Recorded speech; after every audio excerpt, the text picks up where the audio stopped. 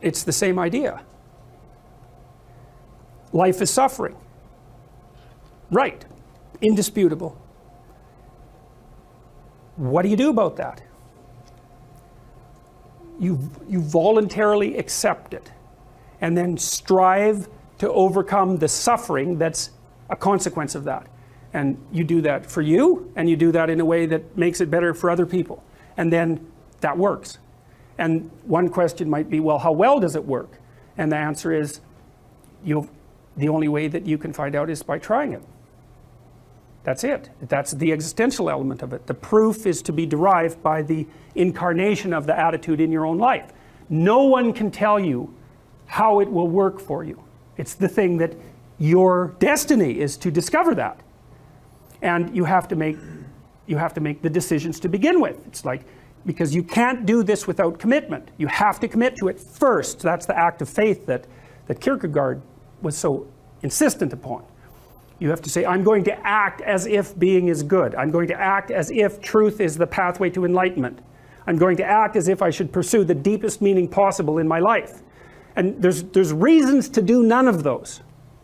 They're real reasons. So it's really a decision. But you can't find out what the consequence of the decision is unless you make the decision. I think the same thing happens when you get married, by the way. So if you think you might leave, you're not married.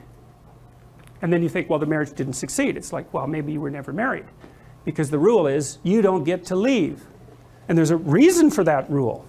Now, I'm not saying that there aren't situations where there should be exceptions made for that. That's not the point. The point is that there's some games you don't get to play unless you're all in. And the other thing that's so interesting about being alive is that you're all in. No matter what you do, you're all in. This is going to kill you.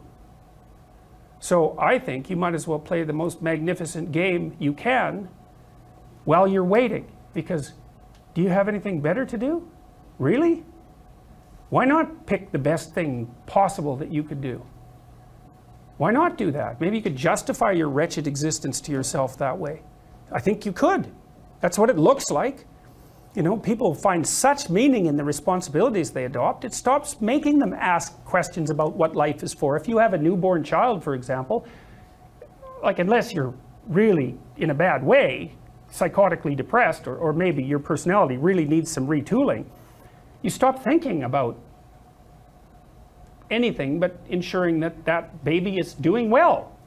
And if someone comes along and asks you an existential question about your commitment to that, the right response is, why are you asking me such stupid questions when this is manifesting itself right in front of your eyes? Like, how blind can you be? That isn't a time for questions about the meaning of life. The answer is right in front of you. And if you can't see it, it's not because life has no meaning, it's because you're blind. I mean, that's what the image of the Virgin Mother and the child is all about. It's like, what's the answer to the meaning of life? Here's an answer. It's like, well, I'm going to criticize that. Well, go right ahead. You know, it's like what you're like a what do you call that? A termite gnawing on a temple. There's no utility in that sort of criticism. It's blindness. And it's the same thing with regards to the path of the hero. It's like, it glistens in front of you and you can criticize it. It's like, fine. Put the cart before the horse and see how far you get.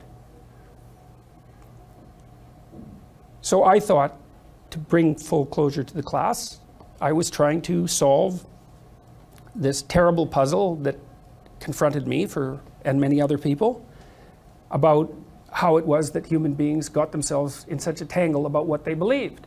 Such a tangle that we were pointing the ultimate weapons of destruction at one another, which, by the way, we are still doing. And I thought, okay, well, I understand that. We need our belief systems. They orient us. And that means there will be conflict between belief systems, and that can be a catastrophe. And that's being played out everywhere, again, in very many ways. What's the solution to that? Well, one possibility is there's no solution. It's just mayhem all the way around. Could be the case. But it seemed to me, as I delved into it, that the proper solution to that was to live properly as an individual, because you're more powerful than you think. Way more powerful than you think. I mean, God only knows what you are in the final analysis. You're blind to your own weaknesses, but you're also blind to your own strengths. And so then I think, well, if you got your act together, it'd be better for you, and instantly it would be better for your family, assuming they wanted you to get your act together, and not everyone does, but, and then it would be better for the community. It's like, how far could you take that? If you stopped wasting time, and if you stopped lying, and if you oriented yourself to the highest possible good that you could conceive of, and you committed to that, how much good could you do? Well, I would say, why don't you find out? So that's what I think you should do. You should find out. You don't have anything better to do, and there's nothing in it, as far as I've been able to tell, there's nothing in it but good. So maybe you could sort yourself out so that you wanted nothing but the good, and then maybe you could help make that manifest in the world, and maybe we wouldn't have all these terrible problems then. At least we'd have fewer of them, and that would be a start. So it's the answer to the problem of humanity is the integrity of the individual. That's the answer. So, and states that are predicated on that realization are healthy. So, and states that aren't are doomed to stagnation and catastrophic collapse. And personalities that are predicated on self-tyranny and the tyranny of others are doomed to collapse. So, and then you think, well, what's the barrier? And the barrier is, are you willing to accept the responsibility? And part of the answer to that is, reduce the damn responsibility until it's tolerable. You don't have to fix everything at once. You could just start by fixing the things that you could fix. Or you could even do it more. You could do it with even less self-sacrifice. You could start by fixing only the things that you want to fix. God, you can get a massive way that way. So do it. See what happens. That's what you should have been taught in university right from the beginning. It's like, aim at the highest good. Tool yourself into something that can attain it. And go out there and manifest it in the world. And everything that comes your way will be a blessing. And so all you have to do is give up your resentment and your hatred. I know that's a hard thing to give up because you have plenty of reason for it.